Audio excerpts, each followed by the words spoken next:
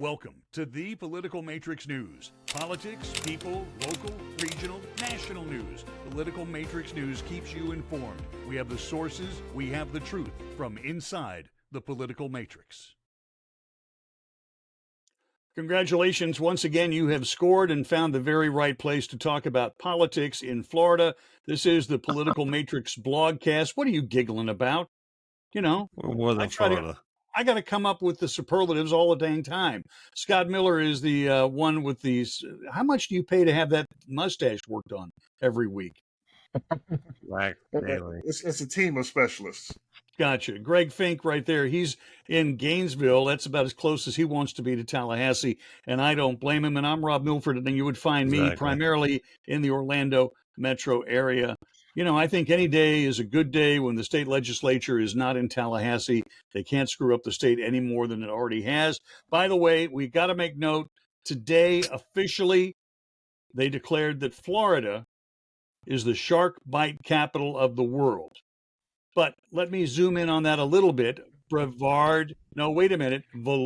County, that would be Daytona Beach. And just below Daytona Beach, New Smyrna Beach. So if someone says to you, hey, let's go down to New Smyrna Beach and stay on the beach for a couple days and go swimming. Folks, that's the shark bite capital of the world. There are more bites there than any other single place. Really? I just saw the news just came today from the news. So, but again, it's now official. That's the important thing. It's official. Okay. Like polling where it comes to job approval. Hey, we got Florida man, we got sharks. That's it, and we got DeSantis, we got Trump.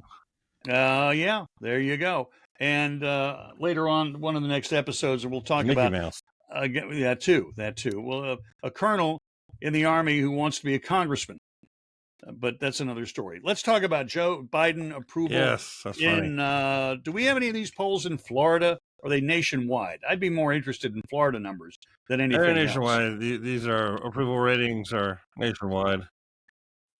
Yeah, various places. Although the approval rating is an amalgamation of a national poll, which I mean, they're kind of funny. You call 1,500 people out of 300 million. Yeah, I mean it's interesting. Well, I think we're looking at the spreads here. It seems to be pretty bad for Biden as far as the negatives and disapprovals. I think the interesting thing I think we want to talk about though is how the pollsters basically look at who they're calling. I mean, we have a Reuters Ipsos poll on May 17th, but they're calling adults. That's my favorite poll. That's my favorite one. I mean, no offense, guys, you're wasting your fucking money, okay? There's no reason to be spending any damn money on calling adults, okay? That's a marketing ploy for someone who just wants to get their name. What the fuck are you thinking? No, they want to get their name in the media. Is all it is. Reuters has been around for over 100 years. I understand, but you have to keep maintaining that relevance. Okay. You don't keep putting stories out. Rasmussen has the best relevance of this entire list, and they're the only ones calling Rasmussen. Scott Rasmussen, the former founder of ESPN, which not many people really know about. He's the 1,500 likely voters. And he has a disapproval of 56%, with Biden having a 42% approval rating.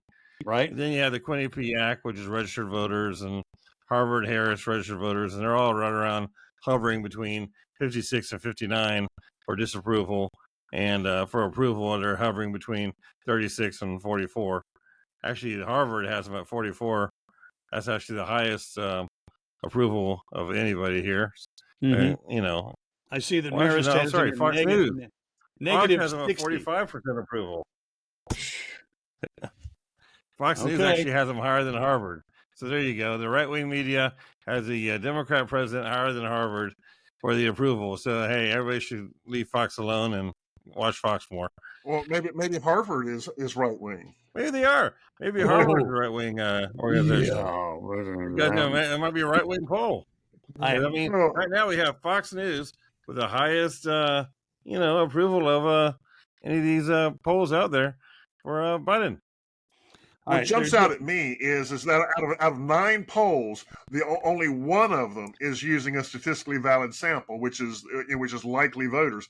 The rest of them are using registered voters or adults, and or small sample sizes like 800 people in a nationwide poll, and they're just being ridiculous because if they're most of the people that they're asking are people who aren't even going to vote. So why do we care about their opinion? I mean, if you're not asking likely voters, people that vote, for those who don't understand what likely means, is somebody who usually votes, at least 8 out of 10 times. If you're looking at 10 election cycles, you're looking at 5 election cycles, 4 out of 5. Just throwing in that close range. They're like maybe not 100%, but almost 100%. Well, it would discriminate anyway, guys. It would discriminate somebody who's under the age of 30, because by the age of 30, if you were born wrong, you would at most have, okay, I didn't turn 18 there, and I was overseas, and I was in college, and I didn't mess with it, and so now I'm 24. There's one cycle, it discriminates against people that don't vote. You're right. I mean, I had this whenever I was talking to people that I was on Dan Abrams' show about the Charlie Crist and the DeSantis poll, which I still will stand by. I still think our poll is correct on that one. But yeah, granted, DeSantis slacked Charlie Crist because polls don't predict turnout. Polls predict polls. They're a snapshot of the moment. They don't predict turnout. And so turnout is a whole different thing. That's up to the candidate to get their people out. You can actually lead a horse all the way to water, stick their head in the fucking water in order to make them swallow the water and drink it. That's up to the campaign team. Okay, who's got the cuss jar this week? Greg right now is at $8. Just so we're clear on this. I'm sorry. I mean, this here gets me livid. All right, fine. People who are making thousands of hundreds of thousands of dollars, and we're poor schlumps over here because we want nothing. And we outpoll all these boogers every single day of the week. And I mean, as far as accuracy goes, and because it's really about calling the people, asking the right questions, and asking the right audience. Okay, I got you on that. It's not rocket science. All right.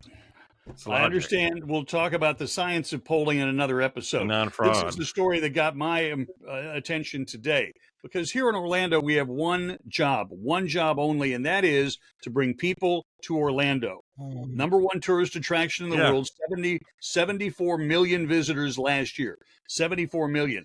But this Universal Studios there too. It's a Fox poll. Majority of Americans, 55% of Americans not taking a summer vacation. 73% of those 55 say a lack of cash in Joe Biden's economy.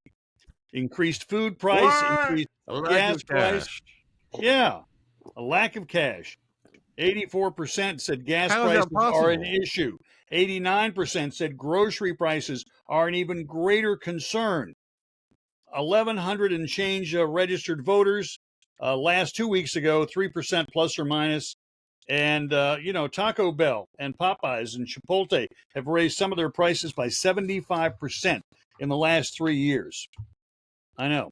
And basically 58% say it's all on Biden and Biden's economy. I've got to take this to the office in the morning and rub it around a little bit because nobody's going to be happy about it. The bottom line is, honestly, the same people who have to take their kids to McDonald's, I mean, because young parents, that's what they do. Young parents are also the prime demographic for Disney. And when young parents look at how much they have to pay to take their kids to McDonald's, they have to be living in terror as to what it would cost them to eat in Disney World. I mean, the whole idea here is that, once again, the Democrats are not getting the picture. We're in trouble. We are in sore need of some help. I mean, this country needs to go. We need jobs. We need. I mean, there's a reason why in the previous segment the Democrats are in total freakout mode. They're in total denial mode. I mean, this is an example here of how we need leadership. We need jobs. We need vision. We need everything here to go back toward the people again. And it has been we've been taken off the table. I mean, we're off the table totally. Yeah. I mean, nobody really cares at all about the middle class or lower class or any class, in my opinion. Because All I right. mean, right now there's a whole eradication here of reality, and the reality here is that we need more economic development, we need more jobs, and we need people to start, bringing jobs back to America, and worried about, all this regulation about this electrical car idea. Everybody has to get electrical cars, and they can't afford them. I mean, that California is doing, and other states are doing all this mandating stuff. I mean, people. And the whole ship has sailed. It's done. Screw I that mean, shit. we got to get back I'm to real over it. I'm real over it. Yeah, no doubt. We are also exactly. over this segment because we have a time limit to hit, and we've gone way past that. This I is the forgot about Political that. Matrix blogcast. We've been doing this now 4 months, 5 months, so plenty of back episodes to look at with a surprising compendium and colossal category of different people who have piped in, piped up, and shot off their mouth. We'll be back in just a minute with another one, but you've got to go there and click that and drag it and so forth. Back in a minute.